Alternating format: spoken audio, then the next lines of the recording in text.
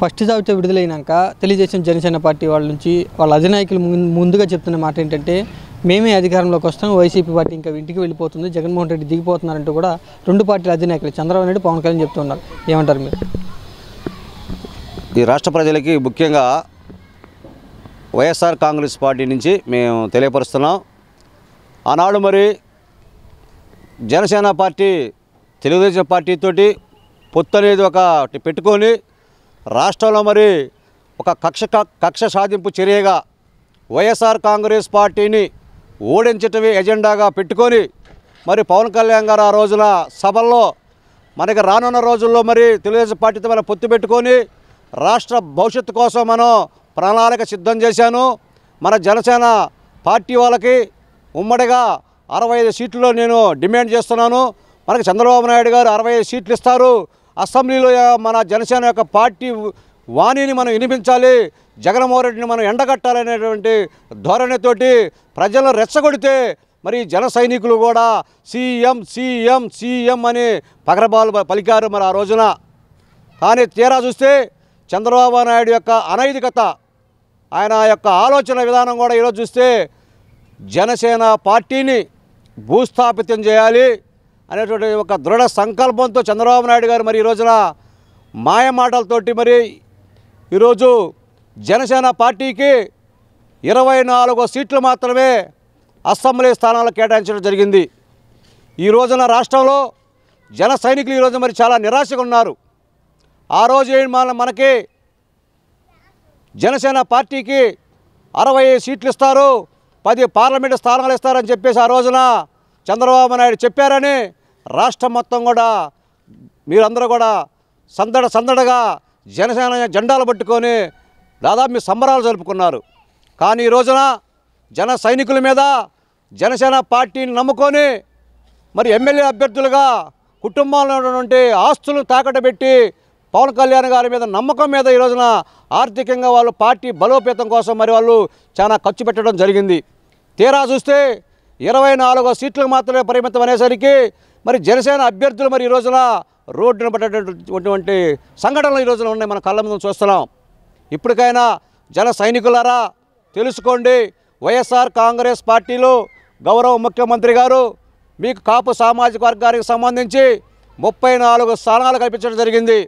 మీ కాపులకు సంబంధించి ప్రత్యేకంగా ఇంతకుముందు చంద్రబాబు నాయుడు యొక్క ప్రభుత్వంలో కానీ తెలుగుదేశం పార్టీ ప్రభుత్వంలో కానీ ప్రత్యేకంగా కాపు కార్పొరేషన్ పెట్టే సందర్భాలు లేవు.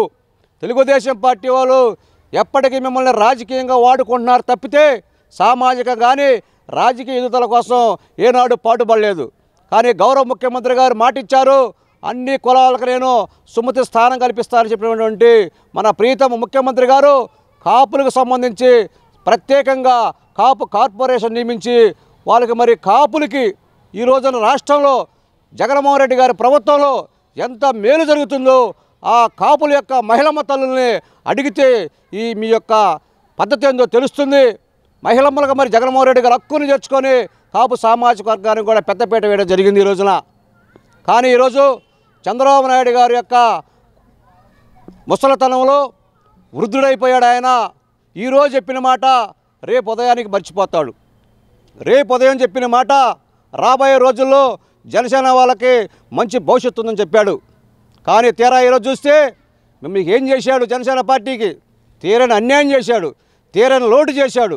రాజకీయంగా మీరు మిమ్మల్ని ఎదగనీయకుండా మరి 24 సీట్లతో మరి మాకు అర్థం కావట్లేదు. మరి 24 సీట్లు ఇవ్వడం అంటే మీ అనైతికత, మీ పార్టీలో లోపాలు ఉన్నాయని చెప్పేసి అతను మాట్లాడుతుంటే మీ జన సైనికులు ఈ రోజున గొంతు చించుకుంటున్నారు. కానీ వైఎస్ఆర్ కాంగ్రెస్ ప్రభుత్వం అనేక సంక్షేమ కార్యక్రమాలకు భాగంగా మా వైఎస్ఆర్ పార్టీ ఉన్నటువంటి మా ప్రభుత్వంలో ఉన్నటువంటి పెద్దలు గౌరవ మంత్రులు ఉన్నారు కాపు సామాజిక సంబంధించి, వాళ్ళందరూ కూడా ఫస్ట్ కాంచి ఒకటే స్టాండ్ చెబుతున్నారు, మీరు మోసపోవద్దు, మీరు మోసపోకండి. చంద్రబాబు నాయుడు చాలా తెలియకలవాడు, మాయలకి మోసానికి కేరా అడ్రస్సు నారా చంద్రబాబు నాయుడు గారని మా పార్టీ ఉన్నటువంటి పెద్దలు పేరు నాని గారు కానీ వీళ్ళందరూ కూడా మా అంబటి రాంబాబు అన్న కానీ మరి కాపు కార్పొరేషన్ చైర్మన్ గారు కానీ అందరూ కూడా చెప్పడం జరుగుతుంది. నమ్మొద్దు మీరు చంద్రబాబు నాయుడు అంటే మీరేదో వైఎస్ఆర్ కాంగ్రెస్ పార్టీ కాపుల మీద బురజలు చెప్పేసి మీరు మాకు తెలుగుదేశం పార్టీ వాళ్ళ దగ్గర నుంచి కౌంటర్ ఇస్తున్నారు. నిజంగా మీరు ఆలోచించండి. ఆత్మగౌరవ సాక్షిగా వైఎస్ఆర్ కాంగ్రెస్ పార్టీ కాపులకు న్యాయం చేస్తుందా?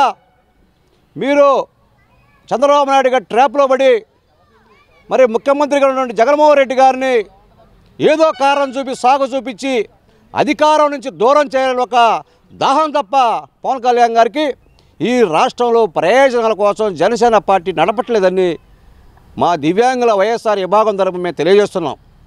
సిద్ధం అంటూ కూడా జగన్మోహన్ రెడ్డి గారు చెప్తూ ఉంటే యుద్ధం అని చెప్తున్నారు. 24 సీట్లతో 24 మందిని గెలిపించుకుని జగన్మోహన్ రెడ్డిని దింపేద్దామంటూ పవన్ కళ్యాణ్ గారు చెప్తున్నారు. మరి ఏమండి, మాకు అసలుకి నవ్వు వస్తుంది. వైఎస్ఆర్ కాంగ్రెస్ పార్టీ కార్యకర్తలకి ఈ రాష్ట్ర ప్రజలకి 5 కోట్ల మందికి నవ్వుకుంటున్నారు.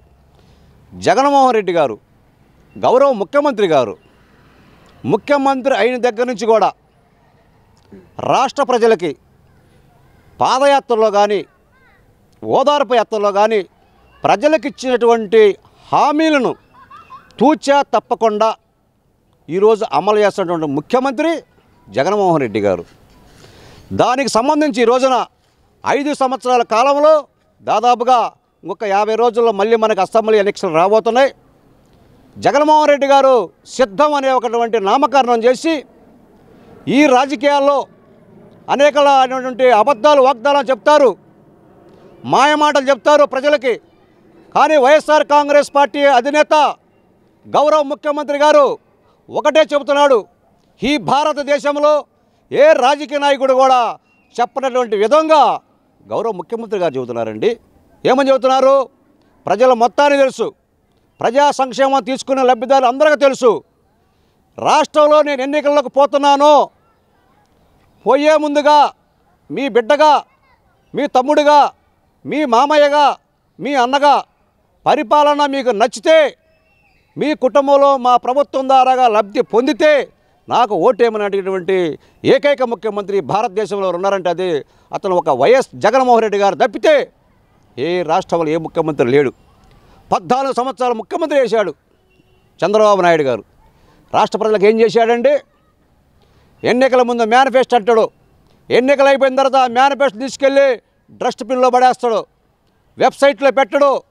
ఎవరైనా తెలియకల వాళ్ళు ఉద్యమం చేస్తే వాళ్ళని గుర్రాల చేత తొక్కిస్తాడు, పోలీసు చేత అరెస్ట్ చేపిస్తాడు. నీ సాంప్రదాయాలు, నీ అభివృద్ధి కార్యక్రమాలు, నువ్వు దోచుకోటాలు మీ పార్టీ వాళ్ళు తింటాం. కార్యకర్తలు ఎవరైనా తెలివైన వారు ఎదురు తిరిగితే వాళ్ళ మీద కేసులు పెట్టి జైల్లో పెట్టేటువంటి నీచమైన సంస్కృతి మీ తెలుగుదేశం పార్టీది. జగన్మోహన్ రెడ్డి గారు అలాంటి వ్యక్తి కాదు. పేద ప్రజల కోసమే పుట్టాడు ఆయన, పేద ప్రజల కోసం పార్టీ పెట్టాడు.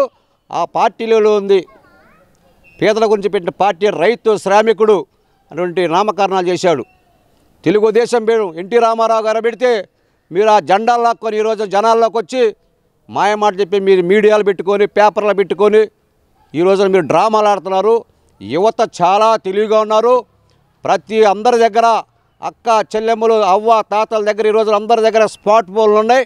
ప్రతి నిమిషం సెకండ్కి ఒకసారి రాష్ట్రంలో ఏం జరుగుతుందో కూడా తెలుసుకున్నటువంటి పరిస్థితులు ఈరోజు రాష్ట్ర ప్రజలు ఉన్నారు. మీతో పాటుగా మీ కారుని కూడా ప్రచారానికి సిద్ధం చేశారా ఎన్నికలకి వైసీపీ తరఫున? మాది వైఎస్ఆర్ కాంగ్రెస్ పార్టీ. గౌరవ ముఖ్యమంత్రి గారు మరి ఇంతవరకు ఈ రాష్ట్రంలో దివ్యాంగులకు సపరేట్గా రాజకీయ పార్టీలు కలుపుకొని ఎస్సీ ఎస్టీ బీసీ మైనార్టీ విభాగాల్లాగానే అన్ని రాజకీయ పార్టీలు విభాగాలు ఉంటాయి. కానీ వైఎస్ఆర్ కాంగ్రెస్ పార్టీలో కూడా అన్ని విభాగాలు ఉంటే వాటితో పాటు కూడా గౌరవ ముఖ్యమంత్రి గారు పాదయాత్రలో మమ్మల్ని మరి గుర్తించి హక్కును చేర్చుకొని నా వికలాంగుల సోదరులకు కూడా వైఎస్ఆర్ కాంగ్రెస్ పార్టీలో భాగస్వాములు చేయడం ఒక మంచి ఆలోచనతో వైఎస్ఆర్ కాంగ్రెస్ పార్టీ దివ్యాంగుల విభాగం అనేది ఏర్పాటు చేయడం జరిగింది. దానికి రాష్ట్రంలో వికలాంగులు అందరం కూడా చాలా సంతోషంగా ఉన్నాం. దానిలో భాగంగా జగన్మోహన్ రెడ్డి గారు మాకు కల్పించినటువంటి ఈ మంచి కార్యక్రమాన్ని రాజకీయ భవిష్యత్తుని రాబోయే రేపు ఎన్నికల్లో కూడా మా దివ్యాంగుల విభాగం నుంచి మేము మరి రాష్ట్రంలో మరి మా విభాగం తరపున ప్రచారం చేసి ఆర్థిక సంక్షేమ ఫలాలు అందరికి అందిస్తున్నాడు. కాబట్టి మా దివ్యాంగుల విభాగం తరపున కూడా మరి ప్రచారానికి మేము మరి సిద్ధమయ్యాం. దాని సందర్భంగా కూడా ఈ వెహికల్ మేము మరి సిద్ధమైనటువంటి నామకరణం చేసి అన్ని జిల్లాల్లో కూడా అన్ని నియోజకవర్గాల్లో కూడా మా వైఎస్ఆర్ కాంగ్రెస్ పార్టీ ఎంపీలు ఎమ్మెల్యే అభ్యర్థుల్ని గెలిపించమని జగన్మోహన్ రెడ్డి గారు పెట్టినటువంటి సంక్షేమ పథకాలన్నీ కూడా మీ అందరికీ వివరిస్తూ ఉడతాబత్తిగా మా దివ్యాంగుల విభాగం తరపున రాష్ట్ర పర్యటన చేయాలని మీ అందరం కూడా నిర్ణయించుకున్నాం. దీనికి కూడా పార్టీ కూడా మాకు అండదండలు ఉంటాయని మేము ఆశాభావం వ్యక్తం చేస్తున్నాం. 2024లో గౌరవ ముఖ్యమంత్రి వైఎస్ జగన్మోహన్ రెడ్డి గారు పేదల పక్షాన ముఖ్యమంత్రి. ఇలా ప్రజల్లో ఒకటే ఉందండి, జగన్మోహన్ రెడ్డి గారు అనే ఆయన మాట ఇస్తే తప్పడు, సంక్షేమం సంబంధించి మాట ఇస్తే తప్పడు. చంద్రబాబు నాయుడు మాట చెప్తాడు కానీ రేపు చేయడని చెప్పేసి మేము తిరుగుతుంటాం కాబట్టి ప్రజలు అనుకుంటున్నారు. కానీ ఈ రోజున ఏం జరుగుతుందనేది తెలుగుదేశం పార్టీలో రాష్ట్ర ప్రజలు మొత్తం చూస్తున్నారు. వాళ్ళ పార్టీ అభ్యర్థులే పురుగుల మందు తాగి ఆత్మహత్య చేసుకుంటున్నారు. కొంతమంది ఆ ఫ్యాన్కే ఉరేసుకుంటున్నారు. మరి టికెట్ రాదు ఒక టెంప్ట్ అయిపోయి అంత పరిస్థితుల్లో ఇంకా తెలుగుదేశం పార్టీ ఇంకా 10-15 రోజులు గడిస్తే తెలుగుదేశం పార్టీ ఖాళీ అయ్యిద్ది. జనసేన వాళ్ళకు కూడా అర్థమైద్ది జగన్మోహన్ రెడ్డి గారి విజన్ ఏంటో, జగన్మోహన్ రెడ్డి గారి అభివృద్ధి ఏంటో, కాపులు ఎంతవరకు మీరు నష్టపోతున్నారనేది మీకు క్లియర్ కట్గా అర్థమైంది. ఇప్పటికైనా మీరు 2 చేతులు ఎత్తి జోడిస్తున్నాం కాపు సోదరులకి. యొక్క జగన్మోహన్ రెడ్డి గారి యొక్క సంక్షేమ భాగస్వామ్యులు కండి మీ అభివృద్ధిని పాటుపడాలని మేము తెలియజేస్తున్నాం.